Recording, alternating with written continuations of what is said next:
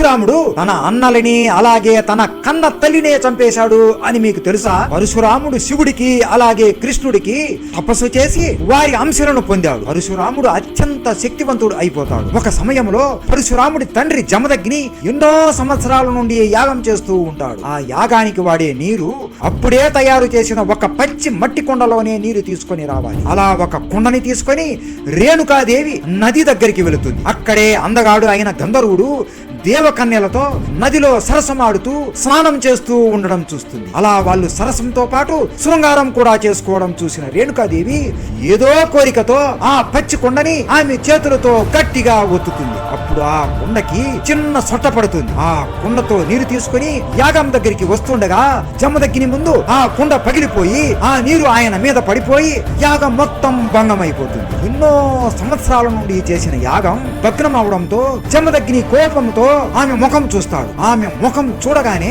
రేణుక ఏం చూసింది, ఆమెకు ఏమి కోరిక కలిగింది అని జమదగ్నికి పూర్తిగా అర్థమైపోతుంది. అప్పుడు ఆయనకి ఇంకా ఎక్కువ కోపం వస్తుంది. ఓ రేణుక, నువ్వు మానసిక వ్యభిచారం చేశావు, నువ్వు ఇక నా భార్య స్థానంలో ఉండడానికి పనికిరావు అని ఆయన కొడుకులని పిలిచి మీ అమ్మని వెంటనే చంపండి అని ఆజ్ఞాపించాడు. పెద్ద కొడుకు రోమనవంతుడు జన్మనిచ్చిన అమ్మని నేను చంపలేను అని అంటాడు. రెండవ కొడుకు సుషేనుడు కూడా నేను చంపలేను అంటాడు. మూడవ కొడుకు వేసుకు కూడా నేను చంపలేను అని అంటాడు. నాలుగవ కొడుకు విశ్వాసుడు కూడా నేను చంపలేను అని అన్నాడు. అప్పుడు జమదగ్ని కోపంతో గట్టిగా భార్గవ అని పిలిచాడు. ఆ అరుపు వినగానే పరిగెత్తుకుంటూ వచ్చి చెప్పండి నాన్నగారు అని అనగా జమదగ్ని ఇలా అన్నాడు, నీ అన్నలని మీ అమ్మని వెంటనే చంపే అని అంటుండగానే చంపే అనే పదంలో చాకి మరియు పేకి వచ్చే ఒక్క క్షణం సమయంలోనే తన గొడ్డలని తీసుకొని తన తల్లి తలని నరుకుతాడు. వెంటనే ఒక వేటుతోనే తన నలుగురు అన్నల తలలని కూడా వేరు చేస్తాడు. పరశురాముడు నరికిన వేగానికి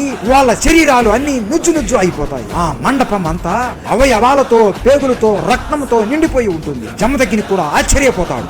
శబాష్ భార్గవ, నేను చెప్పగానే ఎందుకు దేనికి అనకుండా చేశావు? నేను ప్రసన్నుడిని అయిపోయాను. నీకు ఏం వరం కావాలో కోరుకో, నేను తీరుస్తాను అని అనగా మొదటిగా మా అమ్మని మళ్ళీ బ్రతికించాలి అని కోరుకుంటాడు. జమదగ్ని నవ్వుతూ తదాస్తు అని అంటాడు. నా అన్నలు మళ్ళీ బ్రతకాలి అని కోరుకుంటాడు. జమదగ్ని నవ్వుతూ తదాస్తు అని అంటాడు. నేను చిరంజీవిగా బ్రతకాలి, నా మరణం నేను కోరుకున్నప్పుడు మాత్రమే జరగాలి అని కోరుకుంటాడు. ఇక్కడ పరశురాముడికి బాగా తెలుసు వీళ్ళని తిరిగి బ్రతికించే శక్తి తన తండ్రికి ఉంది అని బాగా తెలుసు. అందుకే ఇలా చేశాడు. పరశురాముడు ఎలా జన్మించాడో మీకు తెలుసా? పరశురాముడు శివుడు మరియు విష్ణు అంశాలు ఎలా పొందాడో తెలుసుకోవాలి అంటే మన ఛానల్లో పెద్ద వీడియో చేశాము, మిస్ అవ్వకుండా చూసేయండి. అందరూ చెప్పండి హర హర మహాదేవ శంభో శంకర.